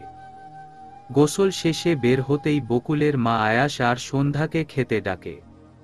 আয়াস এদের এত আতিথেয়তা দেখে ফিসফিস করে সন্ধ্যাকে বলে, মনে হচ্ছে প্রথমবার শ্বশুরবাড়িতে আসছি আর তারা জামাই আদর করতে ব্যস্ত। সন্ধ্যা লজ্জায় গুটিয়ে যায়, গাল দুটো রক্তিম আভা ধারণ করে। আয়াস ঠোঁট চেপে হাসে। দুজনের খাওয়া শেষে আয়াস বাদলদের সন্ধ্যাকে কিভাবে পেয়েছে তার বিষয়ে পুরোটাই বলে। বাদলের চোখ মুখ গম্ভীর হয়ে যায়। বকুল আর তার মাও অজানা অভিমানে মাথা নিচু করে থাকে। সন্ধ্যা তো অপরাধবোধে সেই কখন থেকেই মাথা নিচু করে আছে। বাদল গম্ভীর স্বরেই বলে, যদি অ্যাক্সিডেন্টে বড় কিছু হতো কি করতি শুনি? ডাক্তার সাহেবের কাছে না পড়ে যদি খারাপ কোথাও পড়তি কি হতো? তোর শহরে যাওয়ার প্রয়োজন ছিল, একবার কি আমাদের বলতে পারতি না? বাদলের কণ্ঠে গাম্ভীরতা, অভিমান, স্নেহ, শাসন সবটাই টের পায় আয়াস। কিন্তু এ অভিমানের কারণ খুঁজে পায় না। তবে কি বাদল সত্যিই সন্ধ্যাকে ভালোবাসে? আয়াসের ভাবনায় ছেদ পড়ে সন্ধ্যার কথায়। সন্ধ্যা মিনমিনে স্বরে বলে, আমার ভুল হয়ে গেছে বাদল ভাই, আমার আসলেই এভাবে চলে যাওয়া ঠিক হয়নি। কিন্তু কি করতাম বলেন? এখানে আমার মা আর দাদার জন্য শ্বাস আটকে আসতো। আর দুদিনও এখানে থাকলে শ্বাস আটকে মারা যেতাম। সেইটা একবার আমাদের বলে দেখতি। বকুলের মা অভিমানী কণ্ঠে বলে, আমাগো কেন কইব বাদল, আমরা হের কে লাগি ক? সন্ধ্যার চোখ ছলছল করে উঠে। পাশ থেকে জড়িয়ে ধরে বাদলের মাকে, ভাঙা ভাঙা গলায় বলে, এভাবে বলো না চাচি, মা হারিয়ে যাওয়ার পর থেকে তো তুমি মায়ের মতো ভালোবাসা দিচ্ছ, এখন তো আমার তোমরা ছাড়া কেউ নাই। বকুলের মাও জড়িয়ে ধরে। অভিমান কান্না হয়ে গলে পড়ে। কিন্তু বকুলের অভিমান তখনও ভাঙেনি। শেষে সন্ধ্যা বকুলের সামনে কান ধরে অনেকবার সরি বলেছে, তখন গিয়ে মেনে নিয়েছে মেয়েটা। পাশ থেকে আয়াস বলে, সব রাগ অভিমানের ছুটি এবার সন্ধ্যা, চলো ঘুরে আসি। বাদল, বকুল, সন্ধ্যা আর আয়াস মিলে গ্রামের পথে বের হয়। সন্ধ্যা মাথায় কাপড় টেনে কবরস্থানের দিকে নেমে যায়। পেছনে পেছনে বাকি 3 জনও যায়। সন্ধ্যা ভেতরে না ঢুকলেও বাহির থেকে মন ভরে প্রিয় মানুষগুলোর কবর দেখে। চোখ দুটো কান্নায় ভেঙে আসে, তবুও নিজেকে সামলে নেয়। সন্ধ্যার খানিক আগে বকুলকে বাড়ি পাঠিয়ে দিয়ে সন্ধ্যা আর বাদল এসে বসেছে চেয়ারম্যানের বাড়ির সেই পুকুর ঘাটে। শান বাঁধানো পাথরে বসে কিছুক্ষণ কাটে নীরবে। এই নীরবতায় এক ভয়ঙ্কর কথা বলে বসে আয়াস। চেয়ারম্যানের ছেলে, মেম্বারের ছেলে, পুরনো মেম্বার, চেয়ারম্যানের ভাই, সবাইকে আপনি অমন নৃশংস ভাবে মেরেছেন তাই না? চমকে উঠে বাদল আর সন্ধ্যা। আয়াস স্বাভাবিক। সন্ধ্যা কাপা কাপা গলায় বলে, আপনি কি বলছেন এসব? মাথা খারাপ হয়ে গেছে নাকি? আয়াস মৃদু হাসে, বলে, আমি না জেনে কিছু বলি না সন্ধ্যা। যথেষ্ট খোঁজখবর খোঁজাখুঁজির পর সবটা জানতে পেরেছি। প্রমাণ ছাড়া কিন্তু আসেনি বাদল ভাই। বাদল চোখ মুখ শক্ত করে বসে আছে। সন্ধ্যা ঢোক গিলে কিছু বলতে নিলে বাদল আটকায়। আর বলে, লুকোচুরি তো অনেক হলো, এবার তাহলে সত্যিটাই না হয় শুনুন। তা সব প্রমাণ থাকার পরেও আমাকে পুলিশে না দিয়ে এভাবে শান্ত গলায় আমারই গ্রামে বসে প্রশ্ন করছেন।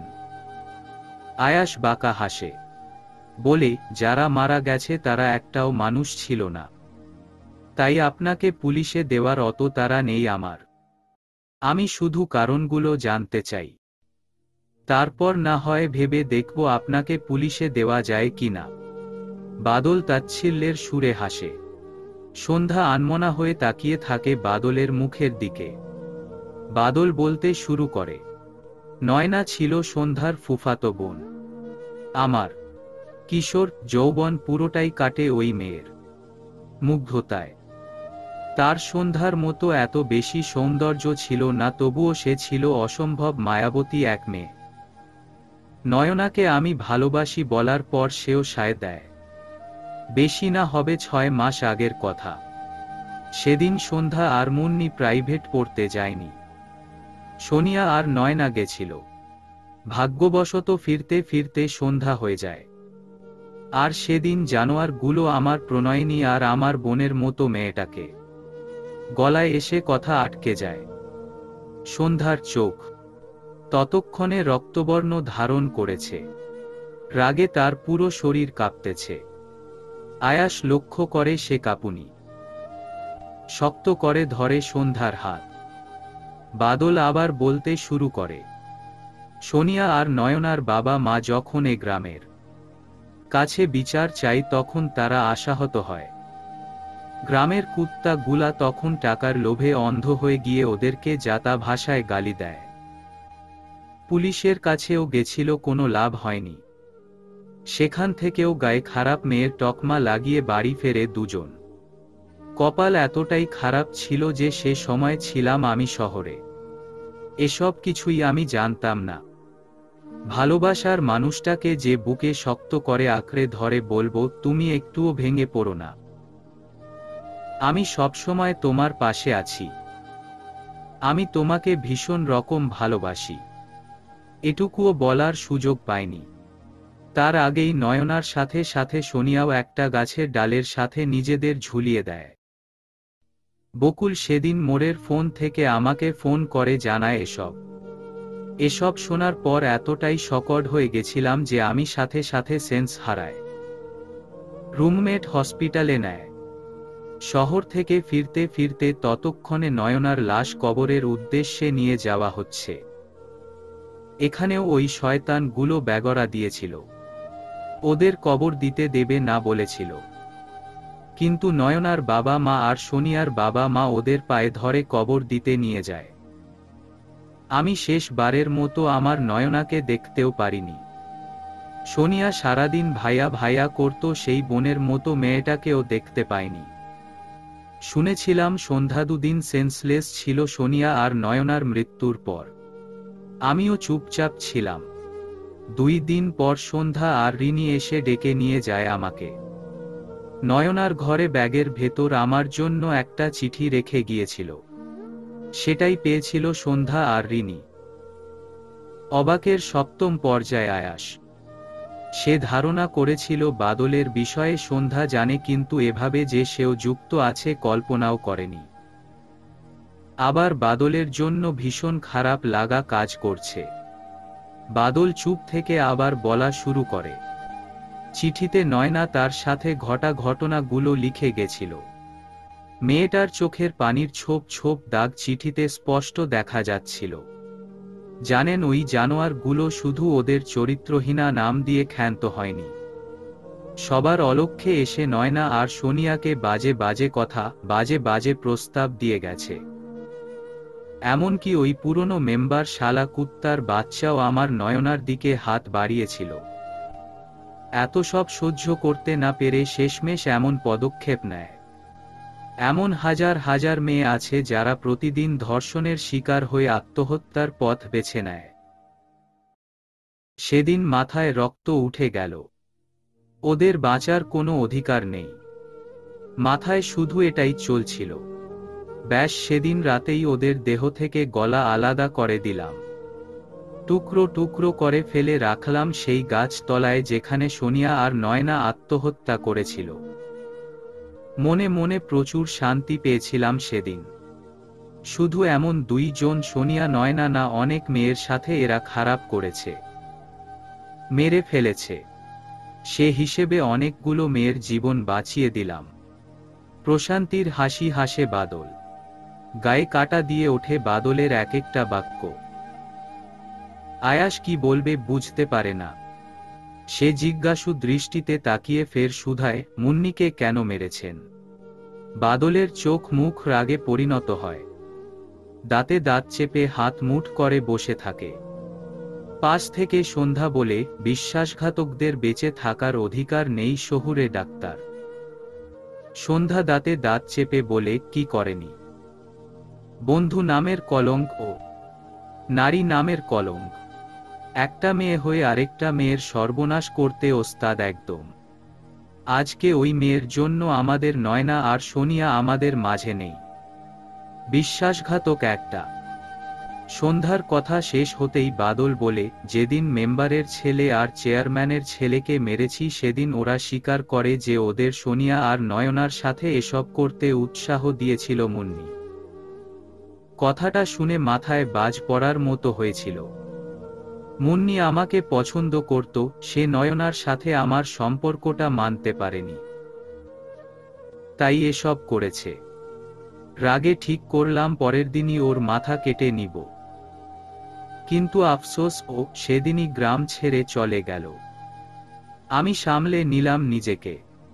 যেদিন ও গ্রামে আসছে সেদিন রাতেই ওকে পুঁতে রেখে দিয়েছি। এতে আমার এতটুকু আফসোসও নেই। যা করেছি তা কোনো দিক দিয়েই আমার কাছে ভুল নয়। ওরা বেঁচে থাকলে এমন হাজারটা মেয়ের জীবন নষ্ট করত, অকালে মৃত্যুর মুখে ঠেলে দিত। আয়াস গম্ভীর কণ্ঠে জিজ্ঞেস করে, তাহলে সন্ধ্যার মা আর বাবাকে কেন মারলেন? চমকে ওঠে সন্ধ্যা। ভয়ে হাত পা কেঁপে ওঠে। এবার যে আরো একটা সত্যি জানবে শহুরে ডাক্তার। এরপর কি হবে? সন্ধ্যার বাবা মায়ের কথা উঠতেই পরিবেশ শান্ত হয়ে যায়। সন্ধ্যা দৃষ্টি এদিক ওদিক করতে থাকে। বাদল কিছুটা সময় আয়াসের দিকে আর কিছুটা সময় সন্ধ্যার দিকে তাকিয়ে বলে, আমি সন্ধ্যার বাবা মা কাউকে কিছু করিনি। আয়াস শান্ত গলায় বলে, সন্ধ্যার বাবা মা দাদা কারোরই মৃত্যুটা স্বাভাবিক ছিল না, তা আপনিও জানেন আমিও জানি। তাছাড়া এতগুলো মার্ডার আপনি করছেন, তাহলে এগুলো করেননি কথাটা বিশ্বাসযোগ্য। বিশ্বাসযোগ্য না হলেও এটাই সত্যি। তাছাড়া সন্ধ্যার বাবাকে সন্ধ্যার মা কুপিয়ে মেরেছে, আমি না। আয়াস যেন আকাশ থেকে পড়ে অবাক দৃষ্টিতে তাকায় পাশে বসা সন্ধ্যার দিকে। সন্ধ্যা মাথা নিচু করে বসে আছে, কিন্তু তার মধ্যে অস্বাভাবিক কোনো ভাব দেখা যায় না। বাদল হেসে বলে, ওর দিকে কি দেখছেন? ও নিজেও সবটা জানে। এই কথাটার জন্য একটুও প্রস্তুত ছিল না আয়াস। এত বেশি অবাক হয়েছে যে কথা বলতেই ভুলে গেছে। ফ্যালফ্যাল করে চেয়ে রয় সন্ধ্যার দিকে। সন্ধ্যার চোখের কোণে তখন অশ্রুর ভিড়। নিজেকে সামলে জড়ানো গলায় সন্ধ্যা বলে, হ্যাঁ, আম্মাই আব্বাকে মেরেছে। বাদল ভাইয়ের অপারেশনের দিন আমি বাড়ি এসে পুরনো ট্রাঙ্কে একটা কাগজ খুঁজতে খুঁজতে একটা রক্তে মাখা দা হাতে পাই। সেদিন আম্মা আমাকে সবটা বলে। আয়াস অবাক কণ্ঠে বলে, আন্টি আঙ্কেলকে মারল কেন? সন্ধ্যা তাচ্ছিল্যের সুরে হেসে বলে, আপনি জিজ্ঞেস করেছিলেন না আমি আব্বাকে কেন ঘৃণা করি? জানেন আমি আমার আব্বাকে বেস্ট মনে করতাম, কিন্তু সেদিন যখন তার বিষয়ে আগাগোড়া জানলাম তখন ঘৃণার এক শহর তৈরি হলো। আমার আব্বা ছিল ওই চরিত্রহীন গুলোর আরও একজন। আব্বা প্রায়ই নেশা করে আম্মাকে মারত। অনেক মেয়ে মহিলাকে বিরক্ত করত, আম্মা সব মুখ বুজে সহ্য করত। আমি কখনোই এসব জানতে পারিনি। মূলত আম্মাই জানতে দেয়নি। একদিন রাতে আমার আব্বা নেশা করে পাশের গ্রামের এক মেয়েকে। কণ্ঠ জড়িয়ে যায়, কথাগুলোও আটকে যায়, চোখগুলো তিরতির করে কাঁপতে থাকে। আয়াস জিজ্ঞাসু দৃষ্টিতে তাকিয়ে থাকে। সন্ধ্যা দম নিয়ে ফের বলে, পাশের গ্রামের এক মেয়ের সাথে বাজে কাজ করে তাকে মেরে গাছের সাথে ঝুলিয়ে দেয়। আব্বা নেশার ঘোরে আম্মাকে এসব বলেও ফেলে। আম্মার সেদিন প্রচুর রাগ হয়, ঘৃণা হয়। এমন নোংরা মানুষ তার স্বামী মাথায় আসতেই ঘৃণায় গা গুলিয়ে ওঠে। করে বসে এক ভয়ঙ্কর কাজ, দাদিয়ে কুপিয়ে দেহ থেকে মাথা লাদা করে দেয়। আম্মার যদি জেল হয় তাহলে আমার কি হবে ভেবেই আব্বার মৃত্যু অ্যাক্সিডেন্ট বলে দেয়। সন্ধ্যা ফুপিয়ে ওঠে। আয়াস আগলে নেয় সন্ধ্যাকে। কয়েক মিনিট পর সন্ধ্যা ধাতস্থ হতেই আয়াস আবার বাদলকে জিজ্ঞেস করে, আপনি কিভাবে জানলেন আন্টি আঙ্কেলকে মেরেছে? সন্ধ্যার কাছেই শুনেছিলাম। সন্ধ্যার বাবাকে না হয় ওর মা মেরেছে, কিন্তু ওর মা আর দাদাকে। বাগানের ভেতর থেকে মেয়েলি কণ্ঠে কেউ বলে, আমার আব্বা আর তার সাঙ্গপাঙ্গ মিলে সন্ধ্যার মা আর দাদাকে মেরেছে। আয়াস, সন্ধ্যা, বাদল তাকিয়ে দেখে রিনি। রিনি শান্তভাবে এগিয়ে এসে বাদলের পাশে বসে। সন্ধ্যা ব্যস্ত কণ্ঠে বলে, কি বললি তুই? চেয়ারম্যান কাকা আমার আম্মা আর দাদারে।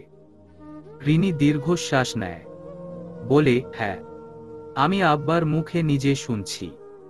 সন্ধ্যা শব্দ করে কেঁদে উঠে। ভাঙা ভাঙা ভাবে বলে, আমার আম্মা আর নিরপরাধ দাদা কি করছিল? চাচা এমন কেন করল? আয়াস জড়িয়ে ধরে সন্ধ্যাকে। সন্ধ্যা আয়াসকে আকরে ধরে ফুপিয়ে ফুপিয়ে কাঁদে। রিনি অসহায় দৃষ্টিতে তাকিয়ে বলে, ফরিদ কাকাকে সবার সামনে জুতাপিটা করাই তোর সবচেয়ে বড় ভুল ছিল সন্ধ্যা। আব্বা মনে করেন ফরিদ কাকার খুনের পেছনে তোর কোনো হাত আছে, তাই সে সেদিন তোকে মারতে গেছিল, কিন্তু কাকি আর দাদাকে মেরেছে শুধুমাত্র তোকে শিক্ষা দিবে বলে। এমন মেন্টালি সিক মানুষদের কি বলবো বল? আয়াসের চোয়াল শক্ত হয়ে আসে। শুধুমাত্র শিক্ষা দেওয়ার জন্য কেউ কারো পরিবারকে এভাবে শেষ করে দিতে পারে? জঘন্য মানসিকতা লোকগুলোর জন্যই আজ সমাজের করুণ অবস্থা। আয়াস গম্ভীর কণ্ঠে বলে, আপনার বাবা মানসিকভাবে অসুস্থ, ডক্টর দেখান। বাই দা ওয়ে, আপনি আপনার কাকা আর নিজের ভাইকে মার্ডার করতে সাহায্য করলেন কেন? রিনি তাচ্ছিল্যের সুরে হাসে। চোখে মুখে কাঠিন্যতার ছাপ স্পষ্ট। একবার সন্ধ্যার দিকে তাকিয়ে বলে, নরপশুরা কখনো কারো আপন হয় না ভাইয়া। আমার নিজের ভাইয়ের জন্য যখন দুইটা মেয়ে প্রাণ দিয়ে দিল তখন আমার ছোট সত্তা যেন বলে উঠল, এরাও বাঁচার অধিকার রাখে না। ব্যাস। আর কাকার কথা বলতেছেন? ওটা তো আরেকটা যা নো আ র। বাইরের মেয়েদেরকে তো ছাড়েনি, সাথে আমাকেও ছাড়েনি। নিজের কাকা হয়ে আমার দিকে কুনজর দিয়েছে। সন্ধ্যা যখন ভরা বিচারে ওই শুটাকে জুতা পিটা করল তখন প্রচণ্ড রকম শান্তি পেয়েছিলাম। কিন্তু রাতে আব্বা আর কাকার আলোচনা শুনে ফেলেছিলাম। জানতাম তারা এত সহজে সন্ধ্যাকে ছাড়বে না, কিন্তু এত তাড়াতাড়ি ওর ক্ষতি করার চিন্তা করবে ভাবতেও পারিনি। দ্রুত সবটা বাদল ভাইকে জানালে উনি আর আমি মিলে কাকাকেও টুকরো টুকরো করে দিয়েছি। আয়াস দীর্ঘশ্বাস ফেলে। সন্ধ্যা তখনও তার প্রশস্ত বুকে মাথা রেখে ফুপিয়ে চলেছে। আয়াস আরও একবার বাদলের দিকে তাকায়। তার দৃষ্টি আয়াসের বুকে মাথা রাখা সন্ধ্যামালতির দিকে। আয়াস তীক্ষ্ণ দৃষ্টিতে তাকায় তার দিকে। জিজ্ঞেস করে, আপনাকে তাহলে কে অ্যাট্যাক করেছিল? আপনার যা অবস্থা ছিল তাতে ওভাবে নিজেকে আঘাত করা খুবই কঠিন ব্যাপার। এবারও উত্তরটা রিনি দেয়। মাথা নিচু করে মিনমিনে স্বরে বলে, আমার আব্বাই উনাকে মারার জন্য লোক পাঠিয়েছিল। আব্বা জেনে গেছিল আমি বাদল ভাইকে ভালোবাসি, এটা তার ইগো হার্ট করেছিল, তাই তো আমার ভালোবাসার মানুষটাকে এক রাতেই মেরে রক্তাক্ত করতেও দ্বিধা করেনি। আয়াসের যেন আজ অবাকের ওপর অবাক হওয়ার পালা। রিনি বাদলকে ভালোবাসে বিষয়টা তার বোধগম্যই হয়নি। আয়াস অবাক কণ্ঠে জিজ্ঞেস করে, তাহলে বাদল ভাই সন্ধ্যাকে কেন বিয়ে করতে চেয়েছিল? বাদল আস্তে করে বলে, নয়নার প্রাণ প্রিয় ছিল এই মেয়ে। সন্ধ্যা। এই মেয়েটার আশেপাশে সারাক্ষণই ছিল বিপদের মেঘ। তাই তো সবসময় বটগাছের মতো ছায়া হয়ে থাকার চেষ্টা করেছি, যাতে করে মেয়েটার বিপদ না হয়। বিয়ে করতে চাওয়ারও এই একটাই কারণ ছিল। আমার হৃদয়ে কিশোরী নয়না ব্যতীত কারোর জায়গা হয়নি আয়াস ভাই। নয়নার প্রতি ভালোবাসার তীব্র প্রখরতা দেখে রিনির চোখ ভিজে আসে, সাথে তার ব্যর্থতার হাহাকার। আয়াসের ভীষণ শ্রদ্ধা আসে মানুষটার ভালোবাসার প্রতি। সন্ধ্যা তো আগে থেকেই সবটা জানে, তাই সে তেমন অবাক হয় না।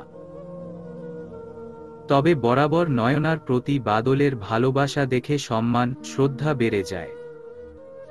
প্রণয় তো এমনি হওয়া উচিত যেখানে প্রণয়ের মানুষটা না থাকলেও প্রণয় থাকবে আজীবন।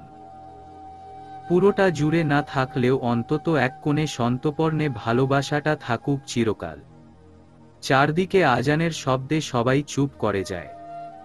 আজান শেষ হলে চারজনই উঠে পড়ে বাড়ির উদ্দেশ্যে। আয়াস সন্ধ্যা সামনে গেলে রিনি বাদলকে ডাকে। বাদল চোয়াল শক্ত করে তাকায় তার দিকে। রিনি অসহায় ভাবে বলে, আর কতটা নিষ্ঠ হবেন বাদল ভাই? আমি তো নয়নার জায়গা চাইনি। আজীবন শুধু আপনাকে নিজের করে চেয়েছি। তবুও কেন আমাকে দূর দূর করে তাড়িয়ে দিচ্ছেন? বাদল ভালো করে তাকায় রিনির দিকে। আর মাত্র কয়েকদিন পরই মেয়েটার বিয়ে, অথচ সে এখনো বাদলের আশায় বসে আছে। বাদল শীতল কণ্ঠে আওড়ায়, সবাই নিজের হয় না রিনি। তুমি নিজেকে বুঝাও আর বিয়েটা খুশি মনে করে নাও। তোমার বয়সটা এখনো অনেক কম। যখন তুমি ম্যাচিউর হবা তখন বাদল নামের কাউরে তোমার মনেও পড়বে না। আবেগে গা ভাসিও না। জীবনের এখনো অনেক বাকি। বাদল আর এক সেকেন্ডও দাঁড়ায় না। গটগট শব্দ তুলে সামনে এগিয়ে যায়। রিনি ছলছল দৃষ্টিতে ভাঙা গলায় আওড়ায়, আপনি আমার না পাওয়া এক আক্ষেপ বাদল ভাই। বাদল যখন সন্ধ্যা আর আয়াসের পাশাপাশি আসে তখন সন্ধ্যা ধীর কণ্ঠে বলে, মেয়েটা আপনাকে অনেক ভালোবাসে বাদল ভাই। ওকে মেনে কেন নিচ্ছেন না? বাদল নিঃশব্দে হাসে। সহজ গলায় বলে, এক হৃদয়ে কি দুই নারীর স্থান হয় সন্ধ্যা? আচ্ছা একটা কথা বল, তুই তো আয়াস ভাইকে ভালোবাসিস, তুই পারবি উনাকে হৃদয়ে রেখে অন্য কাউকে ভালোবাসতে? সন্ধ্যা থমকে যায়। আসলেই কি এক হৃদয়ে দুজনের স্থান হয়? কি জানি। পাশ থেকে আয়াস নয়নার সাথে কাটানো খুনসুটিগুলো। চোখ মেলে আয়াস সন্ধ্যার দিকে এক পলক তাকিয়ে আবার আকাশের দিকে তাকায়। মনে মনে আওড়ায়, আয়াস সন্ধ্যার জুটি অটুট থাকুক। আজ তুই থাকলে আমি আর তুইও এমন মিষ্টি সম্পর্কে থাকতাম। তুই ওপারে আমাকে ছাড়া আছিস কিভাবে নয়না? তোর কি আমাকে ছাড়া কষ্ট হয় না? তুই ভীষণ পাশা নরে, কিন্তু আমি তবুও তোকে ভীষণ ভালোবাসি নয়ন, ভীষণ। পরিশিষ্ট। সন্ধ্যা আয়াসের বিয়ের 5 বছর পরিপূর্ণ হল। 7 মাসের ফোলা পেট নিয়েও সে এসেছে মা দাদার কবর জিয়ারত করতে। এ নিয়ে মুখ ফুলিয়ে আছে আয়াস। কতবার নিষেধ করল এ সময় যাওয়ার দরকার নেই, সামনে বার যেও, কিন্তু সন্ধ্যার জিদের কাছে সে হার মানতে বাধ্য। সন্ধ্যা আর আয়াসকে দেখে এগিয়ে আসে বাদল, রিনি, বকুল, বকুলের স্বামী, বকুলের বাবা মা। গ্রামে এই গুটিকত কি তার আত্মীয়। ফিরোজ চেয়ারম্যানের ফাঁসির আদেশ হয়েছে। সন্ধ্যার মা দাদার মার্ডারের দায় আর বিভিন্ন বেআইনি কাজের জন্য তাকে ফাঁসি দেওয়া হয়েছে। সেদিনের রহস্যগুলো ওই সন্ধ্যা বেলার সাথে সাথেই হারিয়ে গেছে। কিন্তু অকারণে সন্ধ্যার মা দাদার মৃত্যু মানতে পারেনি আয়াস। তাই তো অনেক কষ্টে প্রমাণ জোগাড় করে ফিরোজকে আইনি হেফাজতে দিয়েছে। রিনির পরিবারের তখন বেহাল দশা। রিনির বিয়েটাও ভেঙে যায়। গ্রামে একটা মেয়ের বিয়ে ভেঙে যাওয়া মানেই হাজারটা অপমানের শিকার হওয়া। সন্ধ্যা আর আয়াস অনেক বুঝিয়ে শেষে বাদলকে রাজি করায় রিনিকে বিয়ে করতে। এবং অবশেষে রিনিকে সে বিয়ে করে। নয়না হৃদয়ের এক কোণায় থেকে গেলেও রিনির প্রতি দায়িত্বের কমতি রাখেনি বাদল। যথেষ্ট ভালোবেসে আগলে রাখার চেষ্টা করে। সন্ধ্যাকে দেখেই এক এক করে জড়িয়ে ধরে রিনি, বকুল আর বকুলের মা। বকুলের মা সন্ধ্যার পেটে হাত রেখে বলে, এই পেট নিয়া তোর আউনের কি দরকার আছিল সন্ধ্যা? সন্ধ্যা হেসে বলে, ওমা তুমিই তো বলো প্রথম সন্তান মায়ের বাড়িতে হয়, তাই তো তোমার কাছে চলে আসলাম। তুমি ছাড়া আমার আর কে আছো বলো কাকি? বকুলের মা স্নেহ ভরা চোখে তাকায়। পেছনে থেকে একদল কণ্ঠে ভেসে আসে, আমরাও আছি আন্টি, বিনা দাওয়াতে চইলা আসছি। সবাই পেছনে ফিরে দেখে রানা, আকাশ, তমাল, সাফি, লিজা, জেরিন এবং এদের সবার লাইফ পার্টনারও দাঁড়িয়ে আছে। সবগুলার ৩২টা দাঁত দেখে আয়াস অবাক কণ্ঠে বলে, তোরা এখানেও হাজির? তোরা দেখি বউ নিয়ে শ্বশুরবাড়িও আসতে দিবি না? লিজা দাঁত বের করে হেসে বলে, বা সর ঘরে কিন্তু যাইনি, তাই সব জায়গায় যাই এটা কিন্তু বলতে পারিস না তুই। আয়াস দাঁতে দাঁত চেপে বলে, বাসর ঘরে না এসে আমাকে উদ্ধার করছিস বইন? এবার মুখ বন্ধ রাখো। সবাই ঠোঁট চেপে হাসে। সন্ধ্যা লজ্জায় লাল হয়। রানা এগিয়ে এসে আয়াসের কাঁধে হাত রেখে দাঁত বের করে বলে, তোমার বন্ধুরা যতদিন আছে ততদিন তোমার পিছে পিছে যামুই। কি কস তোরা? সবাই একসাথে হই হই করে ওঠে। এরপর এগিয়ে চলে কবরস্থানের দিকে। সবাই যখন কবর জিয়ারত করতে ব্যস্ত তখন সন্ধ্যা এক দৃষ্টিতে মায়ের কবরের দিকে তাকিয়ে আস্তে করে আওড়ায়, আমি পরিপূর্ণ আম্মা, দেখো আমার ভরা সংসার। তোমার সন্ধ্যামালতী আর একা না, শুধু তোমারই দেখার সৌভাগ্য হলো না। তুমি ওপার থেকে দোয়া করো তোমার সন্ধ্যামালতী যেন এভাবেই সব আঁকড়ে বাঁচতে পারে। কবর জিয়ারত শেষে আয়াস আসে সন্ধ্যার কাছে। সন্ধ্যার পেটে হাত বুলিয়ে বলে, কষ্ট হচ্ছে? সন্ধ্যা হেসে বলে, জিনা শহুরে ডাক্তার, আপনার সন্ধ্যামালতী এবং জুনিয়রের একটুও কষ্ট হচ্ছে না। আয়াসও হেসে বলে, তোমার মনে আছে প্রথম দেখার কথা? তোমাকে যখন জিজ্ঞেস করেছিলাম তোমার নাম কি, তুমি তখন কিভাবে খিলখিলিয়ে হেসে উত্তর দিয়েছিলে মনে আছে? সন্ধ্যা আয়াসের প্রশস্ত বুকে মাথা রেখে প্রশান্তির হাসি হেসে বলে, আমি এক স্নিগ্ধ সন্ধ্যাবেলার সন্ধ্যামালতী শহুরে ডাক্তার। শহুরে ডাক্তারের সন্ধ্যামালতী।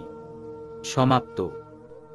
সুপ্রিয় শ্রোতা বন্ধুরা, সন্ধ্যামালতী গল্পটি শুনে আপনাদের মনের অনুভূতি কেমন তা কমেন্ট করে জানিয়ে দিতে পারেন।